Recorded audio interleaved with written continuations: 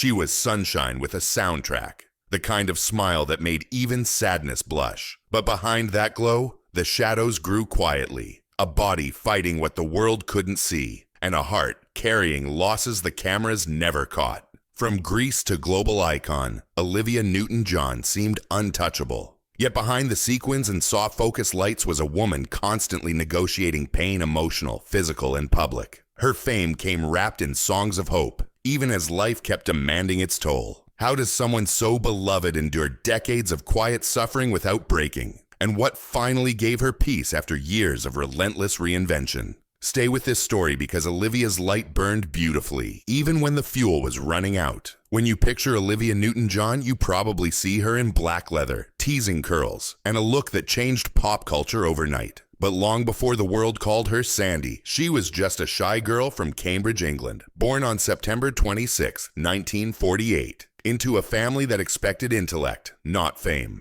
Her father, Brinley Newton-John, was an academic, a former codebreaker who'd served during World War II. Her mother, Irene, came from remarkable stock. She was the daughter of physicist Max Born, a Nobel Prize winner and friend of Albert Einstein. The family valued knowledge, ethics, and restraint. When Olivia was 6, they moved halfway across the world to Melbourne, Australia. For a child so young, it was disorienting, the accents, the light, the distance from extended family, but it also gave her a new identity. Australia wasn't polished like England. It was sunlit and open, and Olivia absorbed that freedom into her soul. She adored animals, especially horses, and she loved to sing, not loudly, but with a kind of private sweetness that made people stop and listen. Her first performances weren't in grand theaters but in school halls, with her mother proudly sitting in the front row. The audience clapped politely. They had no idea they were witnessing the early traces of a voice that would one day echo around the world. By her teens, she'd formed an all-girl group, Sol 4, and later partnered with a friend, Pat Carroll. They sang at coffee houses and on local TV, earning just enough to buy new dresses for their next performance. When Olivia won a talent contest on the TV show Sing Sing Sing, the prize, a trip to London, changed everything. She was barely 17 when she boarded that plane, leaving behind the safety of home for the uncertainty of the British pop scene.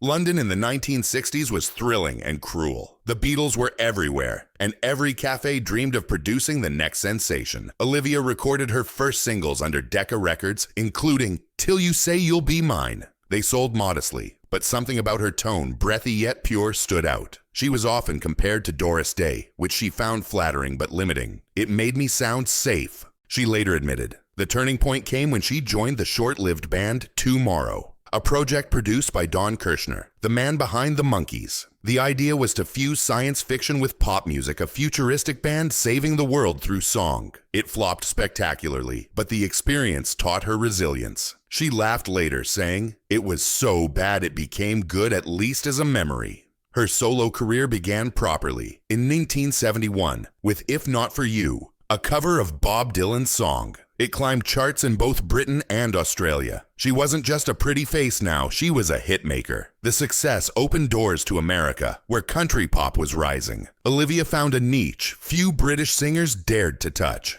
blending folk sincerity with pop clarity. By 1973, her song Let Me Be There won her a Grammy for Best Female Country Vocal. Nashville embraced her, though some traditionalists scoffed. "She's not country," they said. Olivia took it in stride. "Music doesn't have borders," she replied softly. But behind that smile was exhaustion. She was constantly traveling, often alone, trying to fit into scenes that never quite fit her. Her natural gentleness made her a target for manipulation. Producers and executives frequently dictated her style, her image, even her hairstyle. The machine loved her, but it didn't see her. Then came 1978, the year that changed everything. When Paramount offered her the role of Sandy in Grease, Olivia hesitated. She was nearly 30, far older than a high school senior, and unsure she could act. But John Travolta, then a rising star after Saturday Night Fever, insisted she was perfect. "She's the one," he told director Randall Kleiser. The rest was lightning in a bottle. Grease wasn't just a movie, it was an era distilled into song. When Olivia sang Hopelessly Devoted to You, her vulnerability was palpable. When she strutted in black leather at the finale, she turned innocence into power. The world went wild. The film grossed hundreds of millions. Its soundtrack went multi-platinum, and Sandy became an archetype. The good girl who learns to own her strength. But Olivia didn't find the same freedom off-screen. Fame magnified her insecurities. She was suddenly everywhere: magazines, radio, late-night shows. But the scrutiny felt suffocating. "It was a dream," she said, "but one that never really let me wake up." She tried to follow Greece with bold choices. In 1980, she starred in Xanadu, a musical fantasy about an ethereal muse inspiring a struggling artist. The roller skating, neon-soaked production was supposed to be magical. Instead, it became a notorious flop. Critics mocked it, calling it one of the worst films of the decade. Yet the soundtrack, driven by her collaboration with the Electric Light Orchestra, became a cult classic. Songs like Magic and Suddenly captured something the movie couldn't: her eternal optimism. 2 years later, she released Physical. It shocked everyone. Gone was the gentle balladeer. Here was a confident woman singing about desire and vitality. The video, with Olivia leading a gym full of sweaty men, was cheeky and bold. Some radio stations banned it, but the audience loved it. The song ruled the charts for 10 weeks straight, redefining her as a pop provocateur. "I wanted to have fun," she said later. After years of being the good girl, it felt liberating.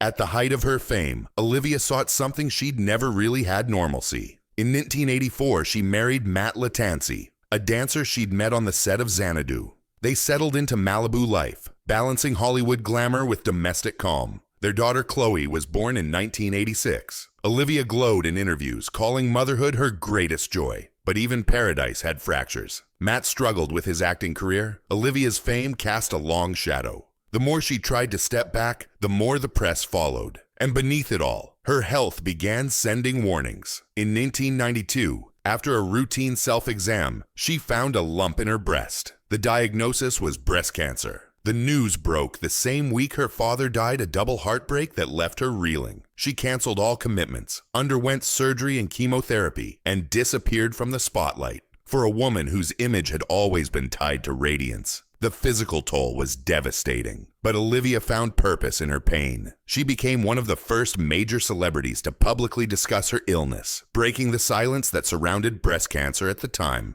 "I wanted to show it's not shameful, it's survivable," she said. Her openness inspired millions. She embraced holistic medicine alongside traditional treatment: yoga, meditation, diet changes, and credited both science and spirituality for her recovery. When she returned to the stage, audiences wept. Her voice was softer, her presence more grounded. She wasn't chasing fame anymore, she was singing to heal. But life's calm rarely lasted. In 1995, her marriage ended. It wasn't dramatic, just the slow unraveling of two people growing apart. They remained civil for their daughter's sake, but Olivia carried quiet loneliness. She poured herself into philanthropy, supporting wildlife causes and cancer research. By 2000, she'd relocated partly to Australia, finding solace in her roots. Then came the disappearance. Patrick McDermott entered her life in the late 1990s. A cameraman, gentle and reserved, he seemed to understand her need for peace. They dated for 9 years. Then in 2005, he vanished during a fishing trip off the California coast. His belongings were found on the boat. Witnesses recalled seeing him one moment and not the next. The Coast Guard declared him missing, presumed drowned. For Olivia, it was a nightmare beyond comprehension. Rumors swirled. Had he faked his death? Was he alive in Mexico? Investigators followed leads for years, some claiming sightings, others alleging financial troubles. Olivia stayed dignified. "I don't know what happened," she said, "and I may never know." The lack of closure haunted her, but she refused to let it define her. Instead, she turned her grief into advocacy. She opened the Olivia Newton-John Cancer Wellness and Research Center in Melbourne in 2008, merging state-of-the-art science with emotional support. "You can treat the body," she said, "but you must also heal the spirit."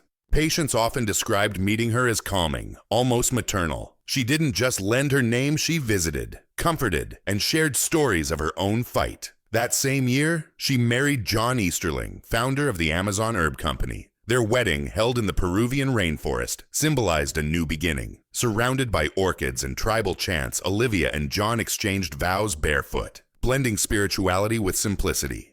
"I finally feel grounded," she told friends. Their love was deep, anchored in mutual respect and nature. For a while, peace returned. Olivia recorded duets, toured selectively, and focused on family.